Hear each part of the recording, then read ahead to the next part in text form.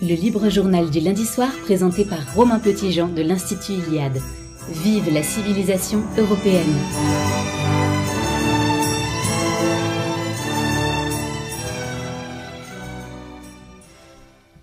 Chers amis de Radio Courtoisie, bonsoir. Chers amis de l'Institut Iliade, vous êtes nombreux à nous suivre. C'est le 3e numéro de ce libre journal Vive la civilisation européenne. Et je suis vraiment heureux avec Pierre Leprince et Justine Bresse. Bonsoir Justine, bonsoir Pierre, comment allez-vous ? Très bien, merci, bonsoir. De même, Romain. Excellent. Pour un sujet qui me préoccupe, qui nous préoccupe tous depuis un certain nombre de temps, c'est celui de l'Occident. Je reçois pour cela 2 invités de choix. Lionel Rondouin, ils sont tous les deux en visio avec nous, ils ont tout. Lionel est loin et Grégoire Gambier a eu un souci de dernière minute, mais ils sont là, ils sont avec nous dans le studio, même si c'est en partie virtuel. Lionel Rondouin est ancien parachutiste des troupes de marine, il a été chef d'entreprise en France, mais aussi en Amérique du Sud, je crois. Il est aujourd'hui enseignant dans différentes écoles de management ou d'ingénieurs et il est formateur à l'Institut Iliade. L'Institut Iliade, Grégoire Gambier, notre second invité, le connaît bien également puisqu'il est directeur de la collection Iliade. Nous avons 5 collections à l'Institut Iliade avec nos amis de la Nouvelle Librairie. Il est directeur de la collection Iliade, c'est cette collection d'orientation théorique et idéologique pour l'Institut qui va fêter ses 10 ans. Alors aujourd'hui, nous avons souhaité poser la question de l'Occident à travers les derniers épisodes géopolitiques, à travers la guerre en Ukraine, à travers la guerre au Levant, mais aussi tout simplement à travers le changement de paradigme qui se passe en Europe. On peut se poser la question de notre place dans l'Occident et comment on peut le définir. Alors, c'est d'ailleurs la première question que je vais poser à Grégoire Gambier. Pourquoi le terme d'Occident ? Pourquoi l'utilise-t-on encore ? Il a longtemps été finalement synonyme d'Europe. On pourrait d'ailleurs citer Dominique Vénère, que nous apprécions tout particulièrement à l'Institut Iliade, qui a intitulé un de ses livres « Samouraï d'Occident » et pas « Samouraï d'Europe ». Alors, est-ce qu'il y a eu une évolution du terme ? Oui, bonsoir à tous, bonsoir aux auditeurs de Radio Courtoisie et aux amis de l'Institut Iliade. C'était une très bonne question, Romain, de commencer par là peut-être, parce que le fait est que l'Occident s'est longtemps confondu avec l'Europe. Donc c'est bien de partir de l'histoire et des bases. Le terme d'Occident est d'abord géographique. Il caractérise l'Empire romain finissant, dit d'Occident, par opposition ou en tout cas par altérité à l'Empire romain d'Orient, donc c'est vraiment une notion géographique. Ensuite, sur les ruines de cet empire romain, avec la christianisation et l'avènement de la féodalité franque, l'Europe médiévale qui naît se confond assez rapidement avec l'Occident chrétien, et ça va durer un millénaire, mais nous sommes encore dans une notion, la notion géographique se confond, commence à englober une notion civilisationnelle, en tout cas religieuse. La 3e étape, c'est l'avènement de la modernité. Je pense qu'on y reviendra longuement au cours de cette soirée, et qui s'accompagne avec les grandes découvertes. Donc Europe et Occident restent synonymes. Ils représentent le monde blanc qui domine les mers, les continents jusqu'à la décolonisation. Et la colonisation à rebours, évidemment, que nous connaissons aujourd'hui. Mais la dernière période où où les 2 termes Europe et Occident peuvent encore se confondre partiellement, c'est pendant la guerre froide, évidemment, avec la notion de monde libre.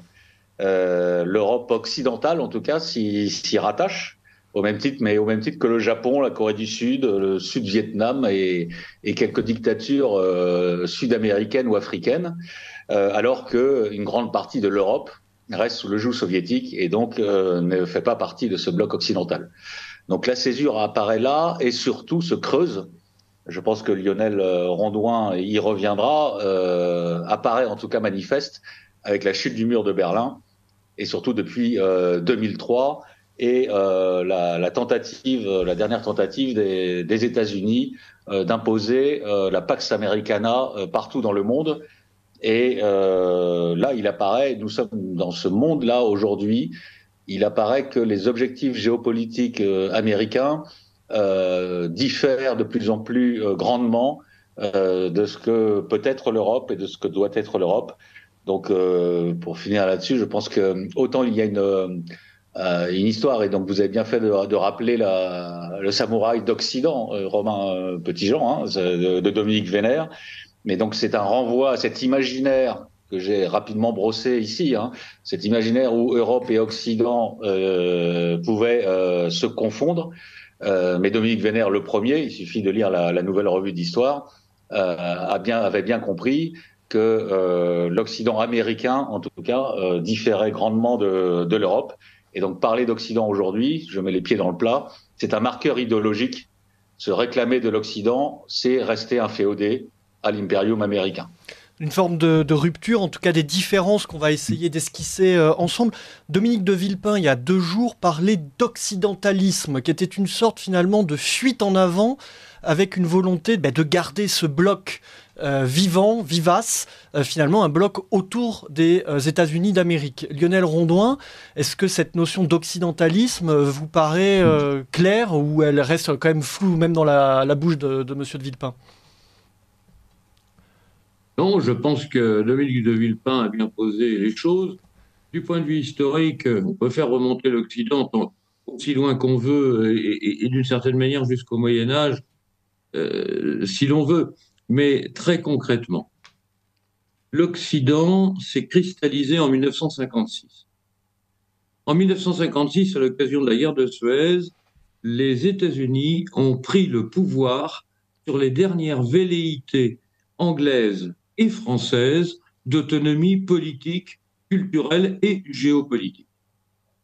Et à partir de 1956, nous ne sommes plus, mis à part quelques épisodes de la politique du général de Gaulle qui sont des soubresauts de volonté nationale et d'indépendance nationale, nous ne sommes plus, nous autres Européens, que les courtisans de l'Empire mondial américain. Donc en 1956, et mis à part quelques petits détails comme le plan REF avec De Gaulle, etc., on ne va pas entrer dans les détails économiques, nous sommes dans un Occident qui est dirigé par la puissance anglo-saxonne. Et le rôle qu'a tenu récemment Boris Johnson, par exemple, dans la guerre entre l'Ukraine, si on veut, en réalité c'est l'OTAN, et la Russie, montre bien que l'Occident aujourd'hui, c'est les puissances anglo-saxonnes. L'Angleterre, le Royaume-Uni, est avec les États-Unis et le Canada le cœur de l'Occident, et nous ne sommes plus qu'un appendice de cette prétendue entité politique. Alors, cette différence, c'est simplement une différence d'intérêt politique et géopolitique, ou est-ce qu'il y a une différence de nature ? C'est-à-dire, est-ce que l'Occident a fait finalement sécession de l'Europe et de son être profond, de son rapport au monde, de sa spiritualité, de son rapport à la nature, aux choses, aux hommes ? Est-ce que ce sont juste 2 blocs géopolitiques, ou ça va au-delà ? Moi, je dirais qu'aujourd'hui, l'Occident est l'ennemi de l'Europe. L'Occident est l'ennemi de l'Europe, et on l'a très très bien vu à travers les derniers événements géopolitiques depuis 1 an et demi. L'Occident anglo-saxon vise non seulement au démembrement de la Russie, mais aussi à la disparition d'un rival politique et économique qui s'appelle l'Europe. La destruction de Nord Stream par, on ne sait pas si c'est les Américains, les Polonais, les Norvégiens, c'est pareil. De toute façon, même Olaf Scholz était au courant, qui est un esclave de l'Occident. Olaf Scholz est un esclave de l'Occident. Donc, un des 2 buts de guerre de l'Occident aujourd'hui, c'est l'affaiblissement définitif de l'Europe en tant que puissance politique, économique, financière et monétaire. Donc aujourd'hui, l'Occident est l'ennemi de l'Europe. Grégoire Gambier? Oui, ce que je retiens, c'est le terme d'Occident est à la fois un mot valise et surtout piégé, hein. Donc, je reviens pas sur ce que vient de dire Lionel, mais je crois que la notion d'Occident aujourd'hui est surtout obsolète. C'est le monde libre de la guerre froide, hein. C'est moi, je suis fasciné par des gens de 20 ans qui sont encore dans le monde de Jean-Pax Meffray, si je puis dire, hein. Donc c'est quand même fou. Mais c'est d'abord obsolète l'Occident. Et on va parler sans doute de post-Occident un peu plus tard dans l'émission, mais je pense qu'on en est là. La deuxième notion, enfin la deuxième raison, c'est qu'elle est fausse, cette notion d'Occident. Aujourd'hui, hein, une fois de plus, hein, j'ai fait un peu de rappel historique. Parce qu'elle suppose une unité géopolitique, Lionel Rondouin vient de le rappeler, une unité géopolitique de vue et de civilisation, non seulement avec les États-Unis, hein, puisque c'est l'Occident, c'est le leadership américain, mais aussi avec la Nouvelle-Zélande et l'Australie, dont on sait très bien qu'ils contestent la seule présence de la France dans le Pacifique, avec la Nouvelle-Calédonie, la Corée du Sud ou encore Israël. Voilà, c'est une notion très élastique. Et surtout, enfin, elle est dangereuse. Elle a vocation, avec son bras armé l'OTAN, à nous entraîner dans des conflits que nous n'avons pas choisis et qui sont potentiellement contraires à nos intérêts. Lionel Rondouin a rappelé l'Ukraine. C'est flagrant, même s'il est évidemment les torts sont partagés, comme dans de nombreux conflits. Mais malgré tout, la guerre en Ukraine. Tout le monde s'accorde quand même, en tout cas des gens qui un peu sérieux, à dire que même s'il y a eu le premier acte belliciste était russe sur le sol, enfin par l'invasion de l'Ukraine, le conflit a été provoqué, voulu et est perpétué encore aujourd'hui, alors que l'Ukraine devrait chercher les voies de la paix raisonnables, par les Américains, et ils ont bien dit que de toute façon, ils feraient la guerre jusqu'au dernier Ukrainien. Donc en fait, toute cet ensemble, donc l'Occident, c'est obsolète, c'est faux et c'est dangereux. Voilà. Et surtout, c'est dangereux à un moment donné où on voit bien le retour, le basculement du monde, comme disait Hervé Juvin il y a une dizaine d'années, mais qui s'opère aujourd'hui sous nos yeux de façon accélérée avec la montée en puissance des BRICS, que tout le monde avait enterré il y a encore 2-3 ans.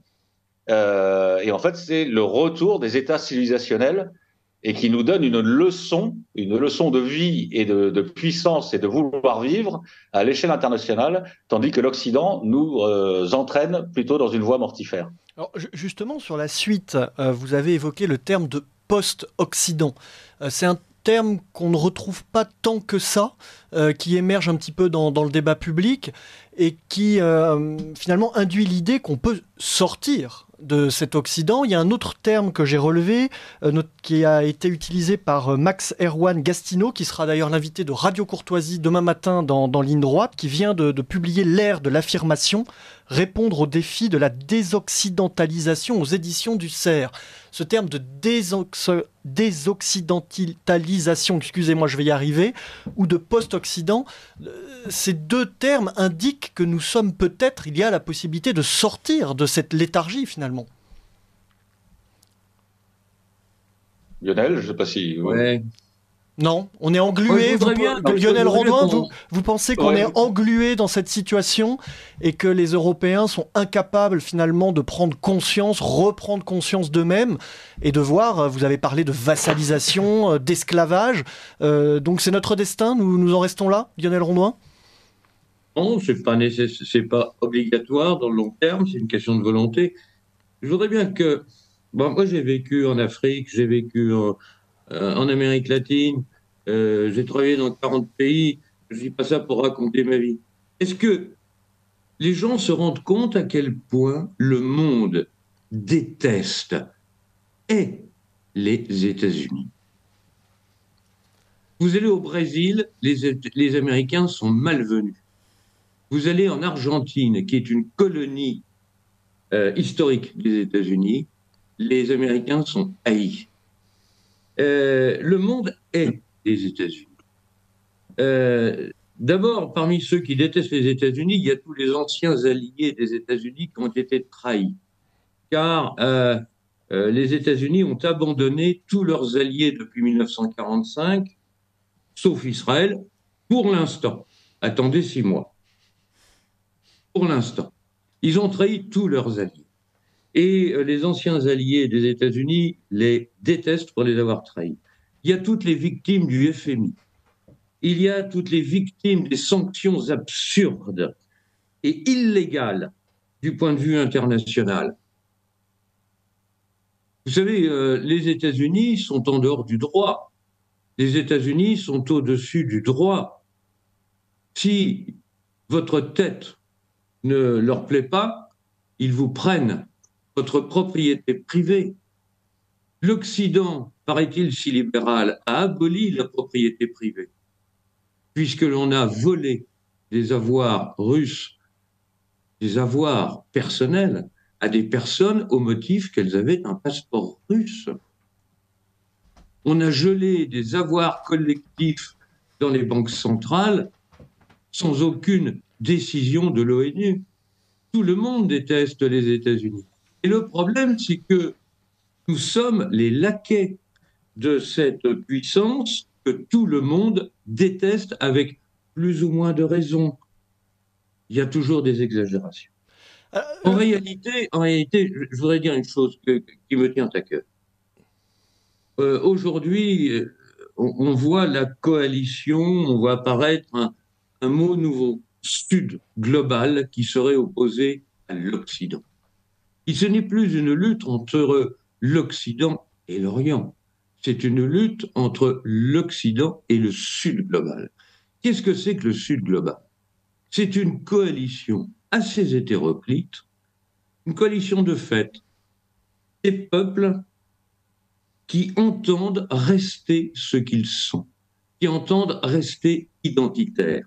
Qu'est-ce qui est commun au Kenya, à l'Argentine, à la Syrie, à l'Algérie, à l'Égypte, à la Chine, à la Russie? C'est de dire aux Américains, mais de quel droit voulez-vous nous imposer notre code civil? De quel droit voulez-vous nous imposer notre politique commerciale? Vous savez quel est le président américain le plus détesté par toute l'Afrique noire? C'est Barack Obama. Il est détesté en tant qu'escroc parce qu'il s'est prévalu de sa peau à moitié noire pour faire valoir les diktats sociaux, sociétaux, financiers, monétaires, économiques, commerciaux de l'Empire américain. Alors, juste Lionel Rondeau, dans les faits, beaucoup de ces pays victimes de la politique occidentale ne détestent pas l'Occident, ils détestent le monde blanc aujourd'hui. Ils détestent les Européens, ils nous mettent dans le même sac et ils ne cherchent pas à faire la différence. Les Européens, d'ailleurs, eux-mêmes, ne font pas la différence entre eux et les États-Unis d'Amérique. Ils ont, à force, on va dire, d'ingénierie sociale, d'américanisation mentale, vraiment la sensation de faire partie du même bloc, du même camp. Et on voit cela s'accélérer. C'est-à-dire, les Blancs sont dans le même camp et les États-Unis d'Amérique, l'Occident, va les défendre. Les Argentins sont blancs à 99,9%. Ils sont dans le camp des BRICS et ils sont aujourd'hui contre l'hégémonie américaine. Donc, ce n'est pas une question de blanc et c'est pas une question de race. Je pense qu'on se trompe et que tous les commentateurs tant de LCI que de CNews qui nous bassinent sur la lutte des civilisations font une grosse erreur. Ce n'est pas une lutte de civilisation entre les musulmans, les chrétiens. Non, c'est une lutte des peuples qui veulent être libres, qui veulent conserver leur identité, qui veulent commercer comme ils l'entendent, librement, pacifiquement, sans menace, sans sanction contre l'impérialisme américain. Le Kenya veut acheter son gaz au Qatar en shillings kenyans. C'est ça la question. Je vous propose de revenir sur la caractérisation de ce qu'est l'Occident, de sa nature et de notre place vis-à-vis de cet Occident après une première pause musicale proposée par Pierre Le Prince. Oui, bonsoir chers auditeurs. Alors pour cette première pastille musicale, je voudrais vous faire découvrir un groupe que j'affectionne particulièrement et au nom évocateur, Rome. Projet du luxembourgeois Jérôme Reuter, Rome est un groupe affilié à la scène néo-folk et indus. Se définissant premièrement comme un Européen, Jérôme chante le déclin de l'Occident en anglais, en français, en espagnol et en italien. Pour ses inspirations musicales, il cite Brel et Ferré, mais ses textes fourmillent de références littéraires à Evola, Peggy ou encore Camus. Albert, pas Renaud.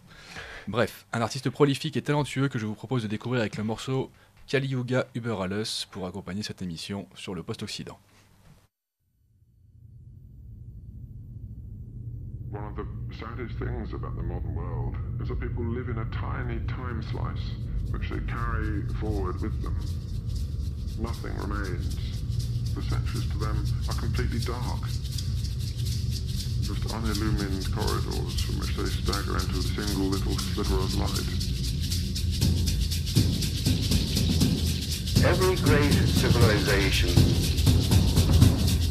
has a record of a period, of a golden age, when there was no war, no dispute, no lying.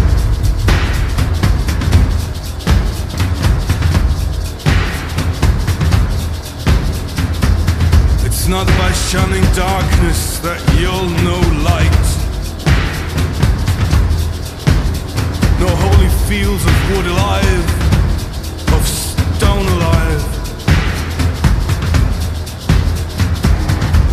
And up in the rooms of your barren house, you're reassembling language to keep realities out.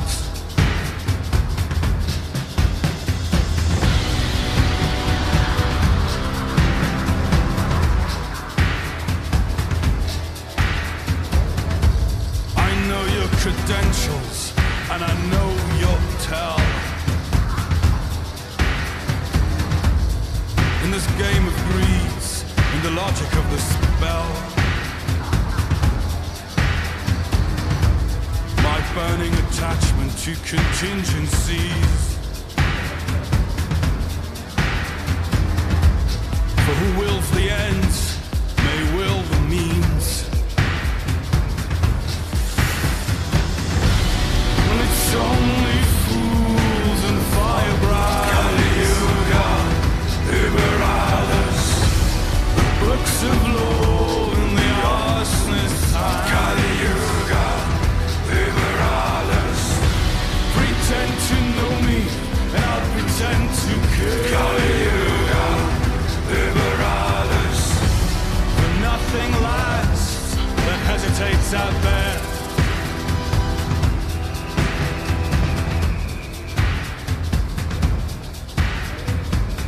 Time to collect the stones and what our gods left behind. Stray out of being and out of time. I know your credentials, I know your tell. Embracing that death you know so well. It's only fools and firebright. Kali Yuga über alles. The books of law and the arsonist's time. Kali Yuga über alles. Pretend to know me and I'll pretend to Kali Yuga über alles. For nothing lasts that hesitates out there. Kali Yuga über alles. When it's only fools and firebright. Kali Yuga über alles. The books of law and the arsonist's time. Kali Yuga über alles.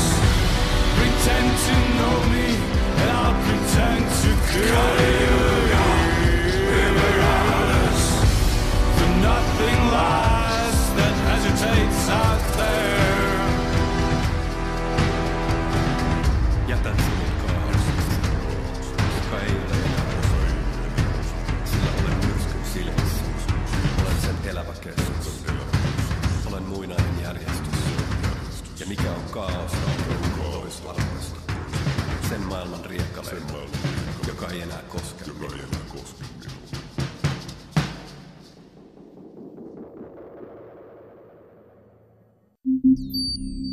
Vous appréciez cette émission? Alors aidez Radio Courtoisie à en produire d'autres. Rendez-vous sur soutenir.radiocourtoisie.fr. Merci d'avance. Nous revoilà dans les studios de Radio Courtoisie avec Lionel Rondouin et Grégoire Gambier pour parler d'Occident, de post-Occident et d'Europe. Alors, je pense qu'on peut maintenant évoquer les forces en présence. Vous avez commis, Lionel Rondouin, c'était dans la revue Éléments, un article particulièrement intéressant qui remonte à mars dernier sur la capacité finalement à l'Occident avec son industrie à suivre l'effort de guerre. Et c'était assez intéressant puisque on allait au-delà du narratif et au-delà des images que les médias peuvent nous donner, pour dire que les choses n'étaient pas si simples finalement pour l'Occident. Donc là, on parle d'un point de vue militaire, du terrain de la guerre en Ukraine. Sur le plan économique et financier, cependant, l'Occident a loin d'avoir perdu la partie. Vous parliez du dollar qui reste fort, la dédollarisation de l'économie reste pour le moment un vœu pieux, il n'y a pas vraiment de bascule concrète. Les États-Unis d'Amérique, donc à la tête de cet Occident, pompent finalement les cerveaux du monde entier et ont une industrie et on va dire un secteur de l'innovation technologique particulièrement puissant. Et ils ont toujours ce narratif, on connaît Hollywood, c'est un peu une caricature. Donc, d'une certaine façon, l'Occident reste puissant. Lionel Rondouin. Ah, le micro est coupé, Lionel. On vous entend plus. Pardon, j'ai coupé le micro parce que j'ai une crève épouvantable et il m'arrive de tousser. Et donc, je tousse en silence, si vous le permettez. Je pense que non. L'Occident est entré dans une ère de médiocrité intellectuelle généralisée, qui se traduit d'ailleurs du point de vue économique par la perte de compétitivité de son industrie et de sa recherche et de son développement. J'en prendrai un seul exemple. Quelle médiocrité intellectuelle, quelle décadence intellectuelle on observe entre la période où le maître, le tyran de l'Occident s'appelait Kissinger, et aujourd'hui, c'est Blinken et Newland. On a perdu 40 points de quotient intellectuel en 50 ans. 40 points. Kissinger, c'était un géant diplomatique. Aujourd'hui, cette médiocrité intellectuelle, que nos diplomates ne comptent plus, c'est fini. La seule diplomatie qui compte officiellement, c'est celle des États-Unis en Occident. Nos diplomates ne comptent plus. Ils ne connaissent plus que l'oukase. Oukase, tiens, comme par hasard, un nom russe. Enfin bref, il n'y a plus de diplomatie. Ce ne sont que des diktats. La diplomatie occidentale ne connaît plus que la reddition sans condition.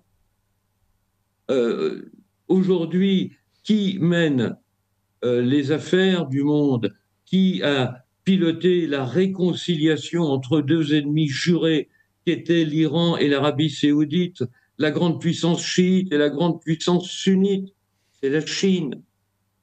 Lavrov est le tyran du monde moderne. C'est un Russe.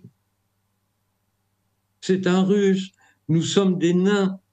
Et dans le domaine de la recherche et du développement, les événements récents, le développement des technologies militaires, mais aussi le développement des infrastructures, la capacité à construire des canaux, à construire des voies ferrées, etc.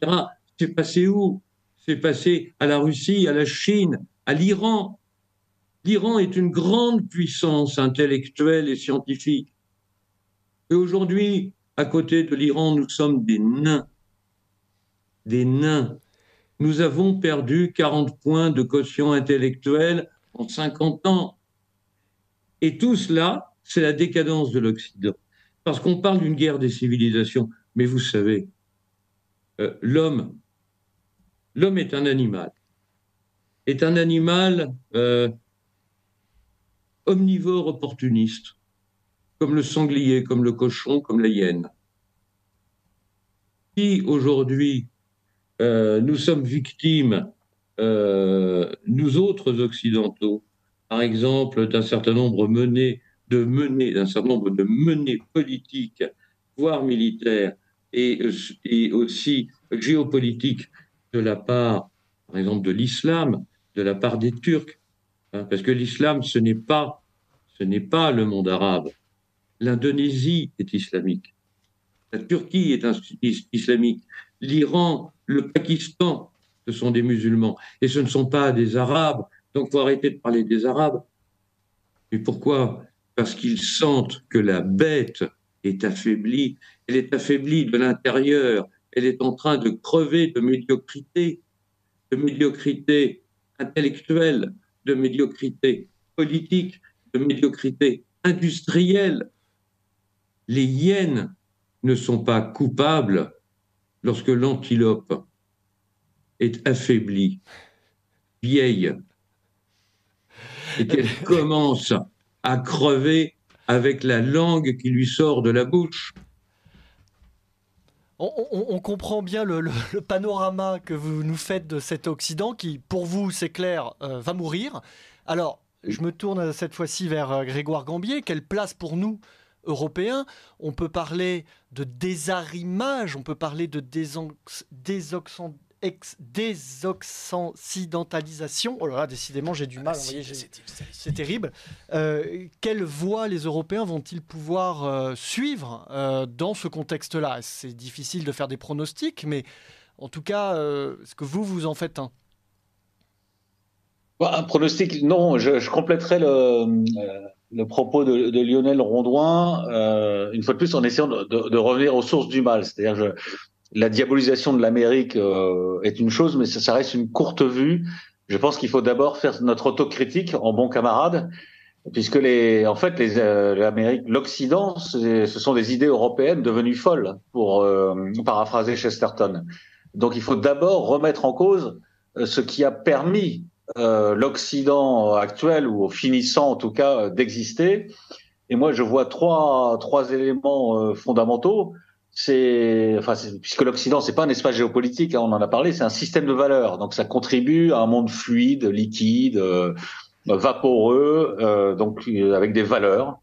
Alors, les trois valeurs essentielles, c'est quoi? C'est l'état de droit, c'est-à-dire le gouvernement des juges contre le peuple. Hein. C'est l'égalité juridique, non pas des citoyens, mais de tous.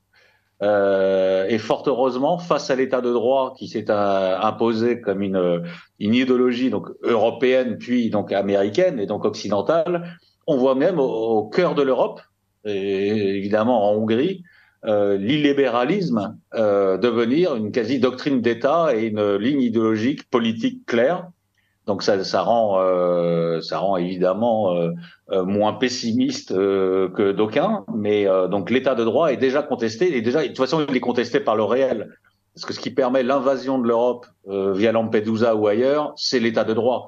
C'est considérer qu'un étranger qui est là depuis 2 heures a autant de droits, voire davantage, qu'un ressortissant français ou allemand, un Allemand qui a fait la guerre de 30 ans et un Français, un Allemand ou un Français qui ont fait Verdun.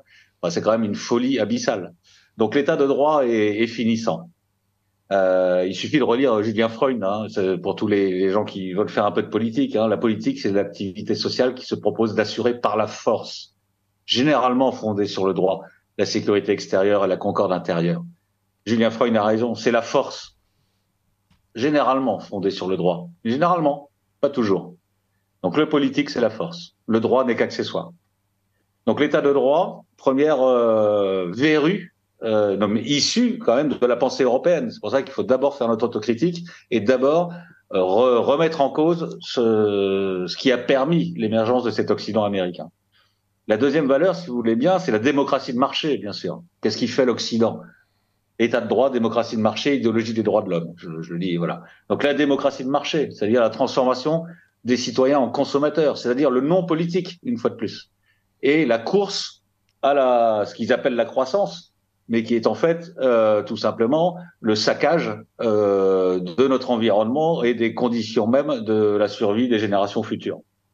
Donc la démocratie de marché est également contestée par l'illibéralisme, bien sûr, mais par les contraintes aussi écologiques de plus en plus fortes et par la volonté de démocratie directe, la remise en cause en fait de tout ce système de valeurs purement capitaliste dont les jeunes générations, fort heureusement, notamment européennes, s'affranchissent progressivement. La troisième donc valeur, c'est l'idéologie des droits de l'homme. Évidemment, c'est la pire. Et là, on touche la prétention universelle. On n'en a pas assez parlé de l'Occident. Et c'est ça dont il va crever, je pense. C'est son universalisme ethnocentré et de plus en plus arrogant à mesure qu'il n'a plus les moyens de cette puissance. Lionel Rondouin l'a bien rappelé. La désoccidentalisation du monde est déjà en cours. Et elle s'accompagne d'ailleurs, on en parlait il y a quelques années, on parlait de démondialisation, sans se rendre compte que derrière le terme de démondialisation, c'était en fait la remise en cause de l'Occident américain. Donc l'idéologie des droits de l'homme, il faudra bien revenir dessus, surtout que c'est quand même fou parce que les 4/5 de la planète ne vivent pas du tout selon cette théorie, ils vivent encore selon des réflexes et des cultures, des logiques communautaires, voire claniques. Et la réalité du monde, c'est celle-là. C'est pas celle du petit bourgeois bobo de centre-ville et qui s'abonne à Netflix pour regarder toutes les minorités s'exhiber. C'est pas vrai. Donc, ce sont ces trois piliers, donc État de droit, démocratie de marché, idéologie des droits de l'homme, qui sont issus de l'Europe. Il faut quand même d'abord faire notre autocritique. Ce sont des idées européennes devenues folles qu'il faut remettre en cause. Et derrière cette remise en cause, faite plus frontalement avec l'idéologie des droits de l'homme, c'est l'universalisme, c'est l'égalitarisme et c'est la moraline. Parce que l'universalisme, on en a parlé, c'est le néocolonialisme l'arrogance occidentale qui reste très forte. L'égalitarisme, c'est le libéralisme sociétal, hein, ça va jusqu'au wokisme. C'est ça, l'égalitarisme, on va jusque-là. Et donc le wokisme, ça c'est un chiffon rouge pour n'importe quel peuple attaché à travers la planète, attaché à ses racines. Et pas que les musulmans, il ne faut pas croire. Et enfin la moraline d'autant plus qu'elle est à géométrie variable, hein, quand on voit la réaction du dit Occident au sort de l'Arménie, au sort d'Israël aujourd'hui, enfin, c'est qu'il y a des raisons autres et qui ne sont pas totalement liées aux prétentions affichées. Merci Grégoire Gambier. Nous recevons de nombreux messages, nous ne pouvons pas tous les lire. Justine, est-ce que vous pouvez lire celui qui vient d'arriver avant de passer à la chronique suivante de Raphaël Emma? Tout à fait, Romain. Donc on nous écoute avec le plus grand intérêt. Et l'auditeur souhaite notamment rappeler le génocide des Indiens et plus récemment le Kosovo, l'Irak, l'Ukraine avec Maïdan et toutes les condamnations économiques de la France, donc entre autres Alstom assez récemment, le Concorde, le Vietnam, l'Afghanistan, la soumission de l'Europe. Est-ce que vous souhaitez rebondir sur ces différents exemples, Grégoire Gambier ? Non, particulièrement, ce sont des très bons exemples, mais c'est pour ça que je voudrais pas que le propos se résume à un anti-américanisme, même très fondé, mais qui est presque l'objet d'une autre émission. Là, on parle bien de l'Occident, donc évidemment l'Américain le pilote, mais l'Occident nous concerne et nous aussi. Et avant tout, et je crois que ce qu'il faut penser, c'est l'Europe de demain. Ce qui est sûr, c'est que ces dernières années ont marqué un recul de la nécessité pour l'Europe de retrouver les voies de l'identité et de la puissance. Et le premier recul, évidemment, manifeste, ça a été la guerre déclenchée sur le sol ukrainien. Alors une fois, j'ai dit tout à l'heure, hein, on va pas faire une émission sur ce conflit. Évidemment, il est multicausal comme tous les conflits. Mais malgré tout, les puissances qui ont intérêt à ce qu'il perdure et à ce qu'ils fassent mourir chaque jour des jeunes Européens, parce que c'est essentiellement des jeunes Européens, hein, même côté russe, hein, ce ne sont pas des intérêts européens, bien évidemment. Et c'est pas non plus des intérêts africains ou asiatiques. C'est là, pour le coup, les États-Unis, le monde anglo-saxon dont parlait Lionel Rondouin au départ, qui en a toujours voulu, évidemment, à la puissance tellurique, géostratégique, continentale européenne et qui a toujours cherché à la diviser et à y créer des césures. Nous nous retrouvons après la chronique de Raphaël Emma, activiste provençal et auditeur de la promotion Frédéric Mistral de l'Institut Iliade. Perspectives identitaires. La chronique politique de Raphaël Emma pour le libre journal Vive la civilisation européenne sur Radio Courtoisie.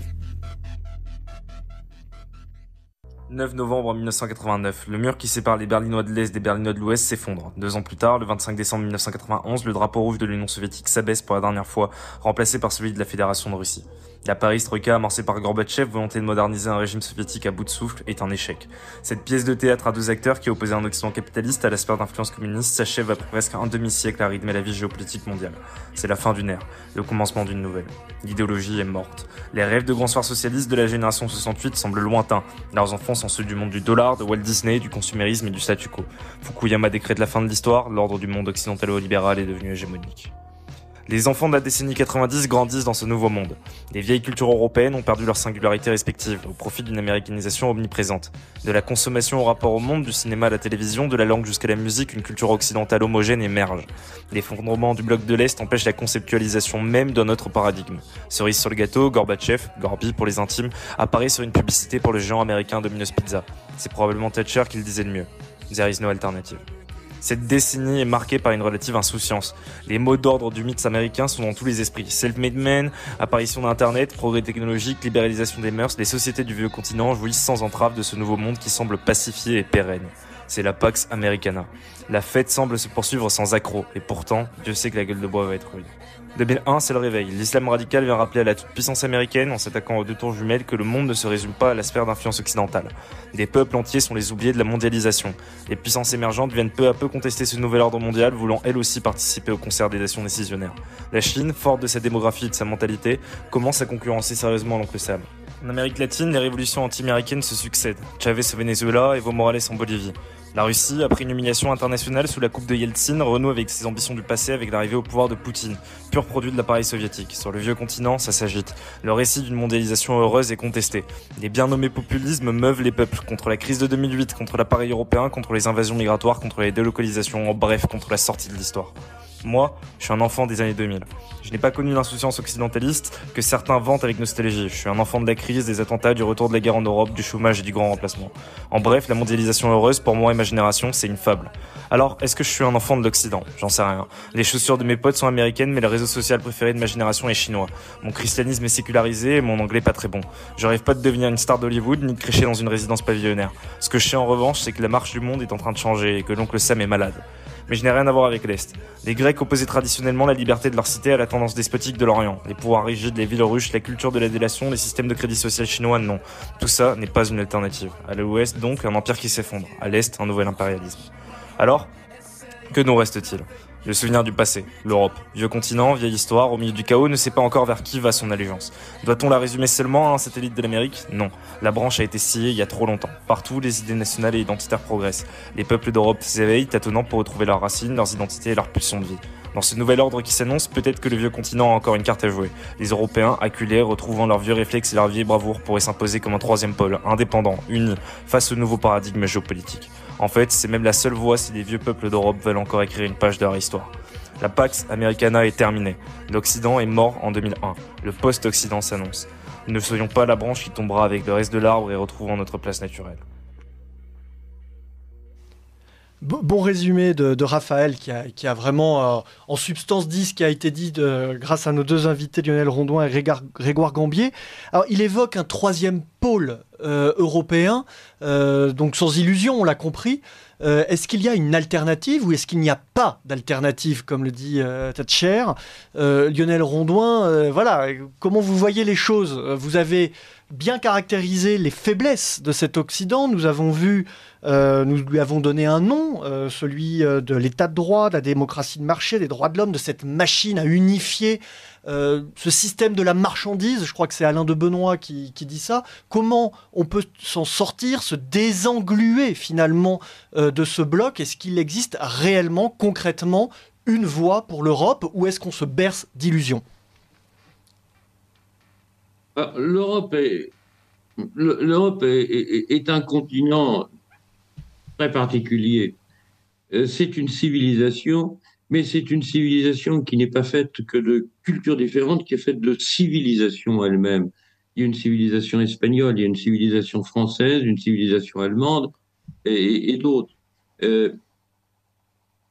Nous autres Français, on va partir de la France. Grégoire disait très très justement qu'il faut faire son autocritique et je pense que c'est absolument indispensable au niveau français. Le wokisme, l'universalisme, les dérives de l'Occident anglo-saxon sont la conséquence de ce qu'on appelle aux États-Unis la French Theory. C'est d'origine française. C'est Foucault, Guattari, Deleuze, Sartre. C'est nous qui sommes intellectuellement, idéologiquement à la base de ces délires avec toutes les, on va dire les choses simplement, les lesbiennes à cheveux verts qui disent Trump n'est pas mon président aux États-Unis. C'est français d'origine. Et ce modèle-là, il faut que nous en ayons conscience, ce modèle-là est en crise parce que, comme le dit Maffezoli dans son dernier ouvrage, les Lumières sont éteintes. Nous assistons à la fin de la philosophie des Lumières au niveau mondial. C'est-à-dire ? Et les Lumières, c'est nous. Nous assistons à la fin de la France et de la France des Lumières, c'est-à-dire aussi de l'Europe de la maçonnerie anglaise telle qu'elle est née dans les années 1710. C'est les Lumières. Et ça, le monde... Avant les Lumières... Ouais. Les Lumières sont éteintes parce que le monde n'en veut plus. Grégoire. Nous ne sommes plus le phare du monde, nous ne sommes plus la lumière du monde, de même que Biden, cette espèce de sénile obsédé et corrompu, a tort de dire que, dans son dernier discours à la nation américaine, lorsqu'il est rentré d'Israël, que les États-Unis sont la nation indispensable au monde. Mais non, on est indispensable à personne. On n'est pas plus indispensable au niveau des Lumières que le dollar n'est indispensable aujourd'hui pour commercer dans le monde contemporain. SWIFT et le dollar, c'est fini. C'est fini. Alors, il faut qu'on arrête avec notre arrogance d'occidentaux, et ça c'est récent, mais aussi peut-être notre arrogance d'Européens. Nous avons une arrogance d'héritiers. Nous avons hérité d'une richesse extraordinaire, culturelle, économique, industrielle. Lorsque nous avons perdu la guerre de 1870, nous avons remboursé en or les dommages de guerre que nous devions malheureusement à l'Empire allemand. On les a remboursés par anticipation et en or parce que nous avions une agriculture et une industrie. C'est fini. C'est fini. Il faut que nous arrêtions notre arrogance de gestionnaire intelligent. Qui est intelligent? Qui est performant? Une nation qui a 115% de dette publique, comme la France, ou une nation qui a 15% de dette publique, comme la Russie? Quel est le pays le mieux géré? Et si nous faisions notre autocritique? La Russie n'est pas le phare du monde non plus. Ce n'est pas le phare du monde, mais elle n'a que 15% de dette publique. Et nous en avons 115. Grégoire, donc, vous souhaitiez compléter sur les... Vous souhaitez de considérer Bruno Le Maire comme un être intelligent. Lui aussi, c'est un médiocre par rapport au plan REF de Gaulle en 1958. Le REF était l'inspirateur de la politique économique du début de la Ve République. Entre Jacques Rueff et Bruno Le Maire, c'est pas 40 points de QI qu'on a perdu, c'est 100. Nous sommes devenus un continent médiocre. Et la médiocrité se combat par le sursaut moral. Car avant tout, cette médiocrité intellectuelle est le fruit d'une idéologie. Le wokisme n'en est qu'un, ou la French Theory n'en est qu'un des aspects, mais il nous faut retrouver les racines de ce qui nous a permis autrefois d'être une grande puissance, et c'est valable pour l'ensemble des pays européens. Alors c'est ce que dit, je le cite de nouveau, Gastineau, que j'ai cité tout à l'heure, qui sera reçu par Radio Courtoisie demain. Il dit, il indique la nécessité pour l'Europe, je cite, de se reconnecter à l'énergie spirituelle de ces nations. Donc ces nations ou ces multiples civilisations. Grégoire Gambier, là, à vous la parole. Oui, j'irai un peu plus loin que le camarade Lionel Rondoin, en étant plus radical, donc en allant plus au-delà des Lumières. En fait, c'est la modernité qui est en cause, la modernité dite occidentale, là, pour le coup, puisque si on revient sur le thème de notre soirée, hein, la modernité, hein, que j'ai résumé tout à l'heure, hein, et qui maintenant peut très vite se résumer hein, sur le triptyque universalisme, égalitarisme, moraline. Donc c'est cette modernité, et autant Maffezoli qui a été cité tout à l'heure, effectivement, a disséqué l'avènement d'une post-modernité qui était évidemment la modernité finissante. C'est les lumières s'éteignent, et c'est tant mieux. Ça touche plus loin, c'est au-delà des lumières. Et Maffezoli voyait dans la post-modernité, avec tout ce que ça a évidemment de peu réjouissant, les prémices d'un renouveau plus archaïque, notamment avec le phénomène des tribus qu'il a beaucoup diagnostiqué, enfin étudié et diagnostiqué, les tribus affinitaires, mais ensuite identitaires, hein, et le fait est que le monde qui vient sera plus proche du monde mérovingien que de la Renaissance carolingienne. Le monde finissant, d'abord, provoque un phénomène de chaos et de libération des forces les plus brutales avant que ne se remettent en place, d'où émergeront les germes d'un ordre nouveau. Donc on a plutôt ça devant nous. Il faut en être conscient. Donc je suis moins critique que Lionel sur l'état réel de l'Europe. Sauf qu'elle est au bord du précipice, comme disaient déjà nos amis il y a quelque temps. Et là, nous y sommes. Nous y sommes parce que nous restons englués dans les valeurs de la modernité. Et donc, c'est autant la post-modernité est en train d'advenir, autant le post-Occident doit advenir aussi. Et dans ce post-Occident, il ne faut pas que les Européens ne soient que les spectateurs ou pire embarqués dans la décadence sous férule américaine, puisque c'est un système qui tente à la décadence. Il faut que les Européens, à défaut de l'Europe, hein, parce qu'en tant qu'unité politique, évidemment, on en est loin, mais en tout cas les Européens, et je rebondis sur votre citation, Romain Petitjean, vous avez raison, c'est l'âme sacrée des nations, c'est celle des peuples aussi. C'est celle des peuples enracinés et qui ont encore conscience d'un devenir dans l'histoire. Et c'est cela qu'il faut évidemment renouer, c'est ce fil qu'il faut renouer. Alors je dis il faut parce que ce n'est pas encore le cas, mais l'avenir est plutôt à cela, et il sera d'autant plus, il sera difficile, mais il sera possible que si nous renonçons à des valeurs qui nous ont entraînés dans le précipice actuel. C'est le travail en tout cas qui est fait par l'Institut Iliade au sein de ces formations. Merci beaucoup Grégoire Gambier d'avoir été avec nous. Je vais laisser la parole à Lionel Rondoin pour un mot de conclusion avant de passer à la suite. Ce fut court, intense, on pourra continuer les débats autrement, j'espère. Est-ce que vous souhaitiez faire un petit mot de conclusion, Lionel ? Bon, j'ai été très dur sur certains aspects. J'espère ne pas avoir été trop pessimiste. Je crois que le sursaut est possible. Et puis, il faut compter aussi sur l'imprévu dans l'histoire, tel que nous l'a entre autres enseigné Dominique Vénère. Le monde actuel est un monde en turbulence et par définition plein d'imprévus.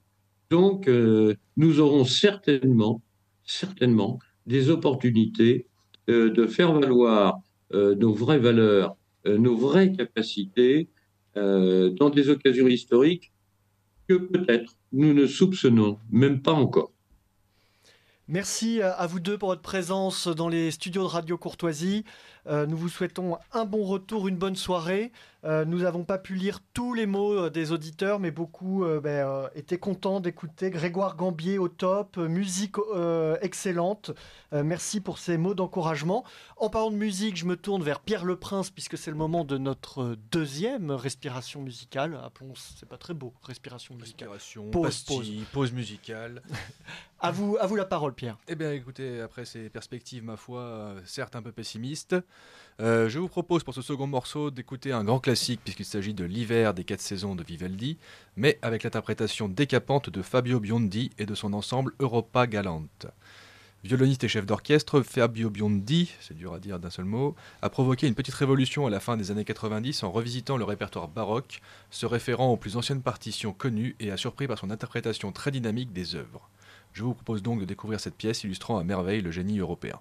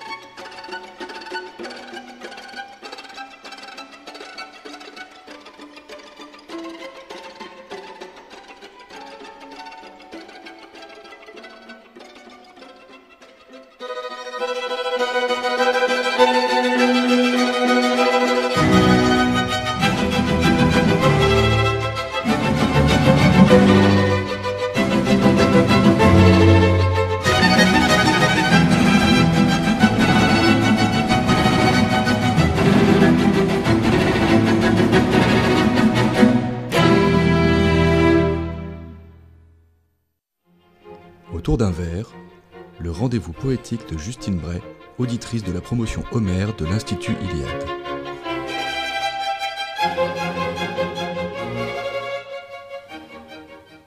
Nous retrouvons donc Justine autour d'un verre pour un rendez-vous poétique mensuel où elle nous partage son regard sur le monde à travers les réflexions d'un jeune couple, Frédéric et Romain. Cette semaine, elle vous propose, chers auditeurs de Radio Courtoisie, un texte intitulé « Le suicide du Ponant ». Ma chère Frédéric, vous me semblez bien lasse. Votre teint est si terne. Vos expressions de glace, je vous trouve changé et les jours avec eux emportent l'allégresse qui dansait dans vos yeux. Couvez-vous quelque chose? Avez-vous de la fièvre? Je ne vous connais pas, ce tempérament mièvre. Enfin, répondez-moi. À qui ai-je l'honneur? Je m'en vais de ce pas consulter le docteur. Hélas, mon cher époux, aucun apothicaire ne pourra entraver ce qui mord mes viscères. Je crois souffrir d'un mal qui transcende mon corps, un cortège nuptial. Voilà ce qu'il dévore. Cet esprit vil me cause de terribles dommages. Réagir il me faut, vous dis-je sans embâge. Poursuivez donc, madame. Sortez de la réserve. Quel bonheur inouï d'entendre votre verve. Romain, mon cher époux, à vous je me confie. Vous partage les doutes sans parents de mes nuits. Voyez ma condition, quel sinistre déclin, approchez-vous, grand Dieu, et soyez mon témoin. Mon âme ne connaît que rigueur de l'hiver, au printemps de ma vie, elle n'est que chimère. Point de force pour vivre, point d'enclin à survivre. Mon destin est tragique, il ne le faut poursuivre.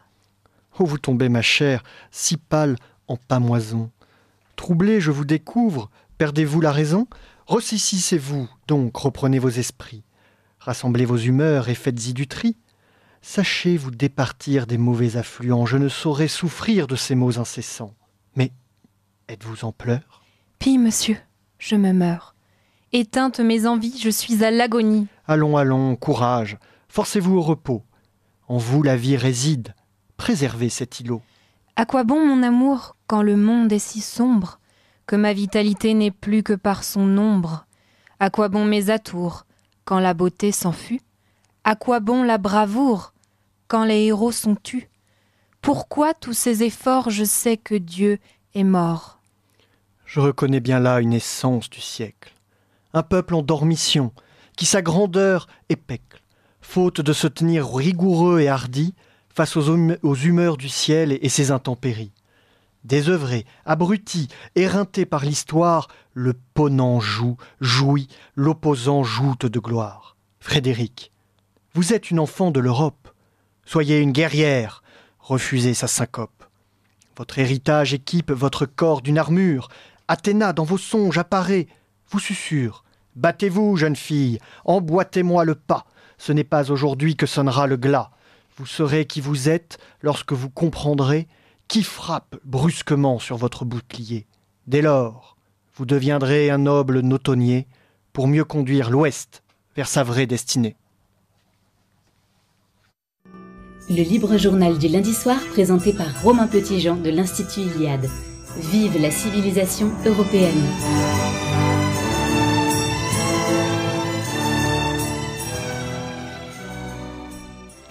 Nous revoilà dans les studios de Radio Courtoisie. Merci Justine pour cet intermède poétique. C'est toujours un ravissement de vous avoir à nos côtés. Le plaisir est partagé, Romain. Alors nous recevons maintenant Jérémy Banneton. Jérémy, est-ce que vous nous entendez bien ? Jérémy, il faut allumer votre micro. C'est bon, vous m'entendez ? Oui. Ah, excellent. Bienvenue dans le studio de Radio Courtoisie. Donc Jérémy, je vous présente aux auditeurs. Vous êtes fondateur d'Idéochoc. Alors je vous connais bien puisque vous êtes actuellement stagiaire de la promotion Saint-Exupéry qui vient de naître au cours du mois d'octobre. Et cette plateforme, Idéochoc, puisqu'il s'agit d'une plateforme, a une vocation de formation, un petit peu comme l'Institut Iliade, et de rénovation finalement des idées, en tout cas de celles de droite. Je vous ai comparé dans la présentation que j'ai pu faire sur les réseaux sociaux pour annoncer cette émission à l'excellent Egonon qui fait de la philosophie politique et qui fait des vidéos d'environ 25 minutes sur YouTube et qui ont beaucoup de succès, très pédagogiques, avec un art de la synthèse, et on retrouve tout à fait cet esprit dans Idéochoc. Alors je voulais absolument vous présenter aux auditeurs de Radio Courtoisie. Est-ce que vous pouvez nous en dire un petit peu plus sur le concept d'Idéochoc ? D'abord, merci pour l'invitation. Alors, Idéochoc, c'est assez simple, vous l'avez bien résumé. C'est en soi un site internet, une plateforme de formation qui a volonté en fait, de présentation de grands livres de la culture classique de droite, notamment de la droite européenne. On parlait aujourd'hui quelque part d'Europe et d'Occident, et je pense que si l'Europe doit se ressaisir, elle le fera surtout d'abord par une prise de conscience intellectuelle, une vraie praxis intellectuelle, et le constat, et c'est pour ça que j'ai décidé de porter l'aventure Idéochoc, c'est que les concepts parfois ne sont pas aussi bien maîtrisés qu'ils devraient l'être. Et pour répondre à nos adversaires, il faut des concepts. Et puis il faut également plonger dans ce patrimoine de la littérature européenne, de la littérature aussi de droite ou même de notre histoire. Ainsi, IdeoShock a cette volonté en fait de présenter chaque semaine un livre. Alors ça peut être de l'histoire, de la science ou de la philosophie, de résumer un concept essentiel qui définit ce livre et à en faire un podcast d'une durée plus ou moins de 25 minutes. Donc, que je comprenne bien, c'est un type d'idées que vous essayez de présenter, de reconquérir, ou c'est finalement les idées de manière générale dont on n'entend plus parler nulle part? Alors, d'abord, c'est un type d'idée, parce que, étant de droite et m'affirmant de droite, j'estime que les idées de droite sont d'abord les plus essentielles à maîtriser, et ensuite, ce sont les idées en général. Pour l'instant, ce n'est pas le cas, évidemment. Le catalogue est surtout orienté à droite, que ce soit un petit peu la tradition nouvelle droite ou la droite de manière plus générale, la droite classique. Mais à terme, évidemment, le site proposera du contenu qui sera, on va dire, intellectuel au sens large du terme. La première étape, c'est d'abord de se forger un corpus militant, en fait, d'avoir une bibliothèque militante quasiment à portée de main, chaque instant dans notre poche. Alors, quels sont les premiers auteurs que vous qualifiez de droite, qu'on puisse bien situer le cadre d'IdeoShock que vous avez abordé? Alors, donc le site en fait s'est lancé il y a un mois, ce qui fait qu'on a eu une douzaine d'ouvrages déjà qui sont disponibles. Alors ça va de Dominique Venner sur le fameux Le Samouraï d'Occident, dont vous avez parlé d'ailleurs aujourd'hui.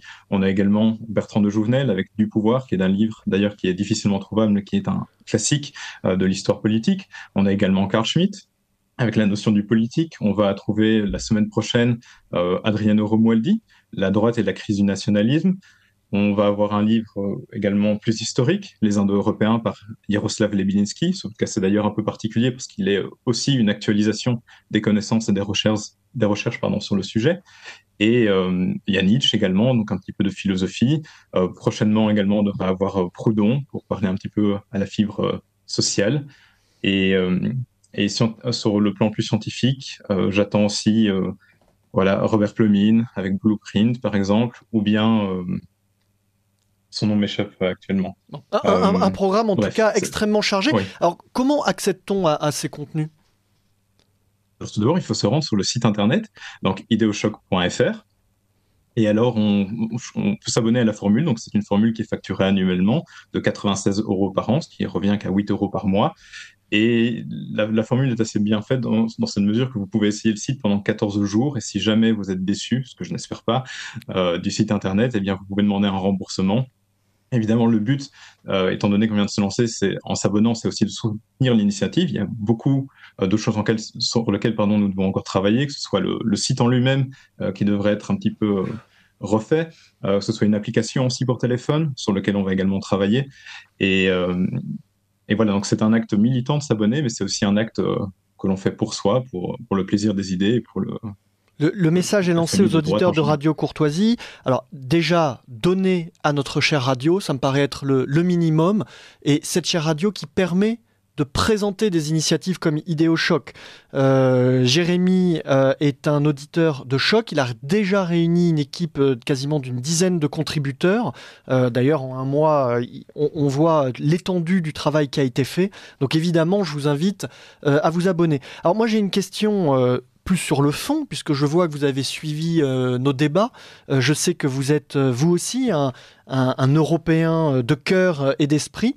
Dans les auteurs que vous avez déjà présentés dans IdeoShock, est-ce que certains, par leur pensée, par leur expérience, peuvent éclairer les débats que nous avons eus aujourd'hui sur cette notion d'Occident, de post-Occident, et de la place que l'Europe pouvait prendre à l'avenir? Oui, je pense notamment à deux livres en particulier. Bon, évidemment, c'est Dominique Venner qu'on apprécie tous particulièrement avec Le Samouraï d'Occident, avec cette volonté qui est développée de réveiller l'Europe de sa dormition, pour une prise de conscience de notre tradition, de notre fond commun. Également, je souhaiterais pointer le livre dont j'ai déjà parlé, de Jaroslav Lebedinsky, à savoir sur les Indo-Européens, parce que prise de conscience historique, bien c'est aussi un retour aux racines, à nos mythes originaires. Et je pense que ce retour à l'origine, comme disait Heidegger, est synonyme d'une renaissance future. Merci. Alors, un autre aspect qui m'intéresse, donc vous vous êtes défini comme de droite, très bien. À gauche, Est-ce que vous connaissez un petit peu le climat et le cadre dans lequel se développent les idées à gauche? On a dit à un moment que les idées de gauche étaient mortes. Il y avait une sorte d'inertie qui s'était installée, sans mouvement, sans dynamique. Est-ce que c'est quelque chose que vous constatez, et d'une certaine façon, les idées de droite que vous portez combleraient une sorte de vide? Ou est-ce que nous allons rentrer réellement dans une nouvelle lutte idéologique? Je pense que les idées de gauche ne sont pas mortes, loin de là. En fait, je pense qu'elles sont en train de se redynamiser, dans la mesure où, notamment sur Internet, aujourd'hui ça commence un peu par là, il y a beaucoup de jeunes, comme on dit, de youtubeurs ou de jeunes idéologues de gauche qui essayent de parler, qui essayent en fait, par un retour au marxisme, de faire ressurgir une doctrine de gauche, ce qui fait en fait qu'ils développent de plus en plus une langue commune à travers toutes les familles politiques de la gauche. Et justement, quelque part, mon objectif avec Idéochoc, c'est que nous aussi, on puisse redynamiser notre pensée intellectuelle en répondant aux défis d'aujourd'hui par un retour d'abord à nos classiques et par une volonté de refonder une langue commune à droite qui fait qu'on comprend ce que veut dire des mots tels que libéralisme, liberté, autorité ou politique.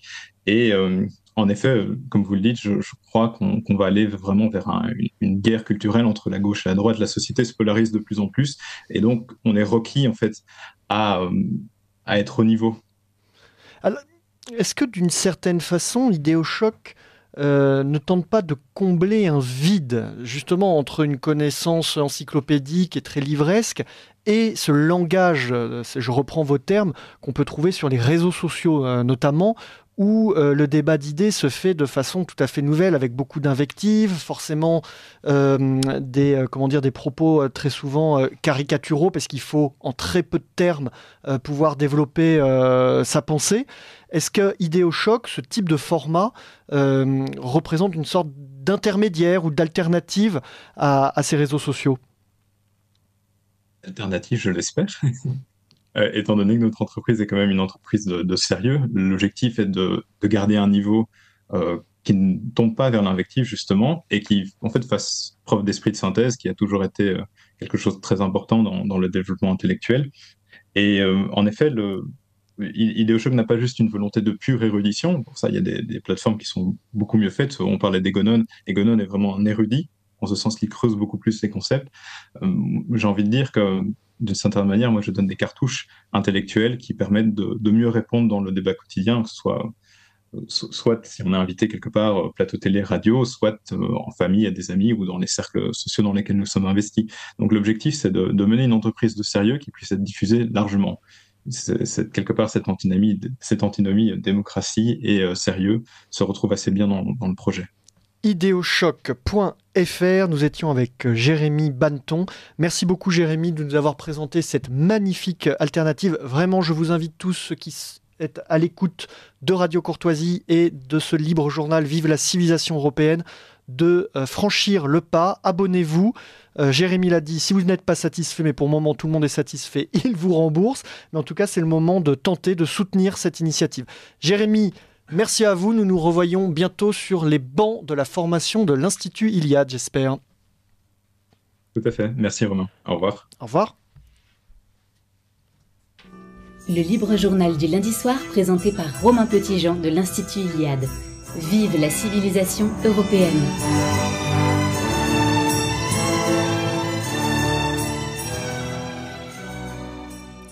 Nous revoilà dans les studios de Radio Courtoisie. Merci d'être à notre écoute pour ce libre journal Vive la civilisation européenne. Alors, on me signale des mots. Alors, c'est pour Jérémy Banneton, Justine, ce message. Alors, lisez-le comme Jérémy, et je vois qu'il est toujours à l'écoute. Il nous répondra plus tard. Il verra que les gens l'ont écouté, en tout cas. Effectivement, Romain, un auditeur se demandait quelle était la définition d'être un homme ou une femme de droite, et demandait à Jérémy de redéfinir cette définition essentielle. Bon, il répondra, j'espère, sur les réseaux sociaux. Je ferai suivre la réponse, parce que nous allons maintenant passer à notre dernier invité de cette soirée. Il s'agit de Gauthier Brioude. Gauthier, vous êtes avec nous, vous nous entendez bien ? Oui, bonsoir. Bonsoir Gauthier, merci d'être avec nous. Là aussi, une initiative un petit peu plus ancienne, puisque je crois qu'elle a 2 ans, mais vous allez nous le redire précisément. Vous êtes responsable du NIE. Le NIE est un incubateur d'entreprises enracinées. Alors, en quelques mots pour les auditeurs, un incubateur, on en trouve dans les grandes écoles, on en trouve dans les entreprises, et finalement, c'est une sorte de plateforme, là aussi, pour faire pousser, grandir des projets souvent entrepreneuriaux. Le vôtre a une particularité, c'est celui des entreprises enracinées. De quoi s'agit-il exactement ? Alors, il s'agit d'abord d'un constat qui a été fait effectivement il y a un peu plus de 2 ans, que notre mouvance, on va dire, milieu de droite, de façon très large, foisonnait d'idées, foisonnait de projets. Beaucoup de gens portaient des projets.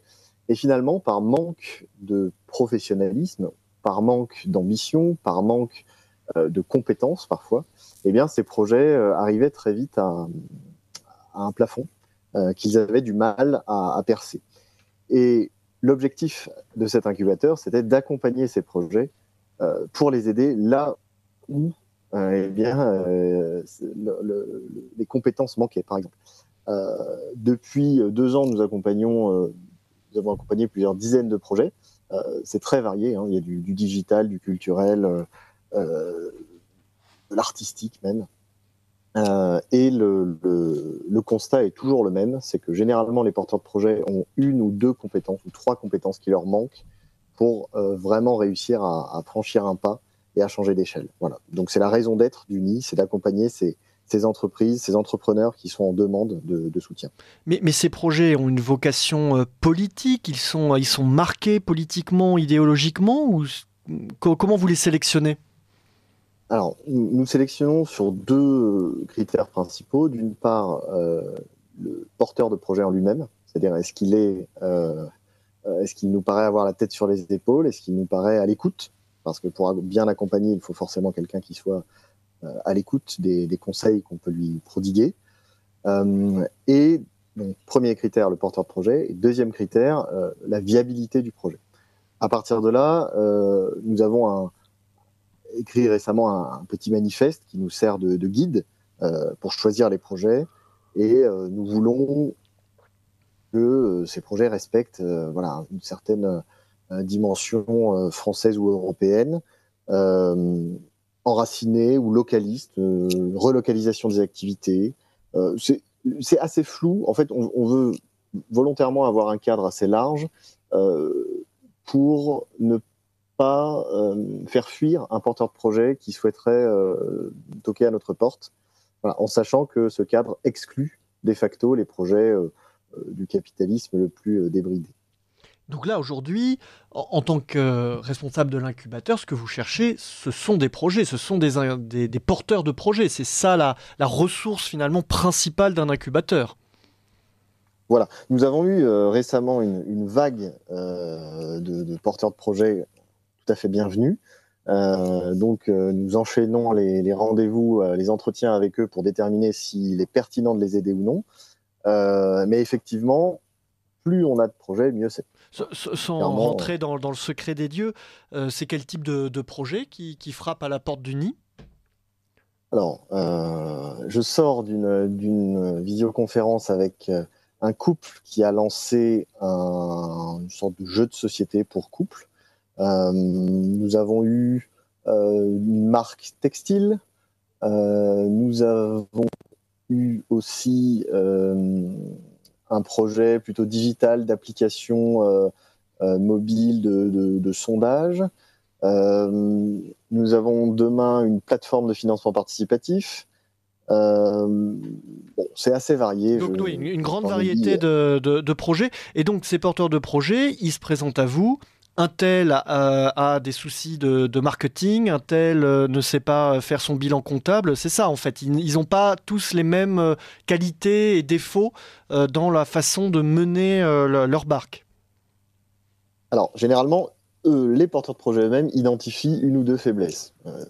Je n'y arrive pas en communication, par exemple. Bon, voilà. Nous, avec maintenant notre expérience et notre complémentarité, puisque nous sommes 4 au sein de l'équipe avec tous des compétences différentes, nous identifions d'autres problèmes.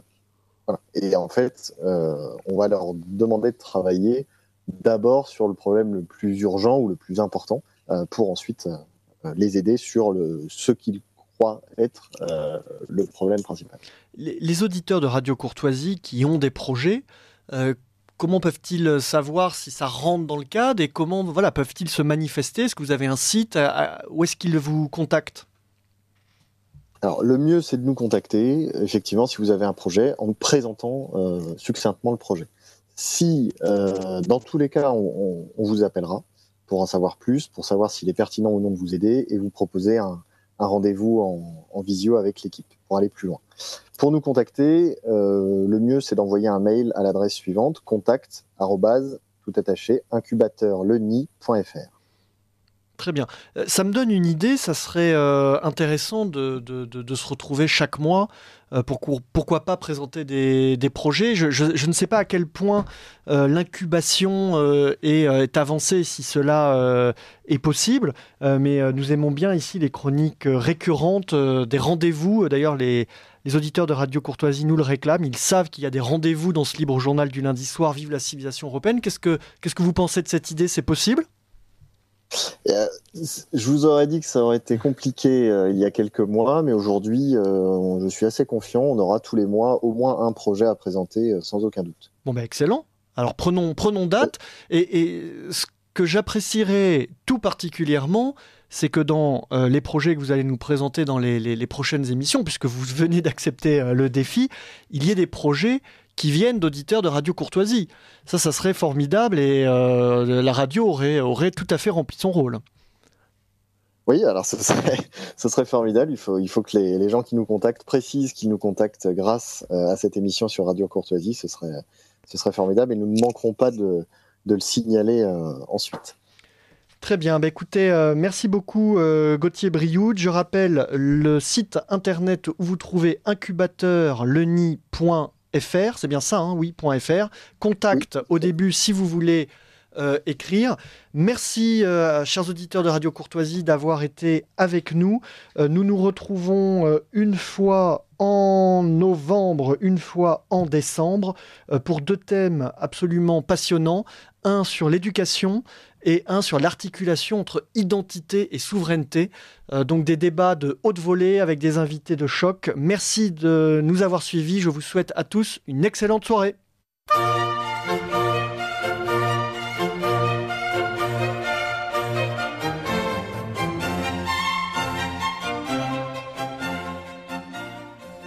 Vous venez d'entendre le libre journal du lundi soir, dirigé successivement par Pierre-Alexandre Bouclet, assisté de Françoise, puis par Romain Petitjean, diffusé en direct sur Radio Courtoisie lundi 30 octobre 2023 de 18h à 21h et réalisé par Stéphane.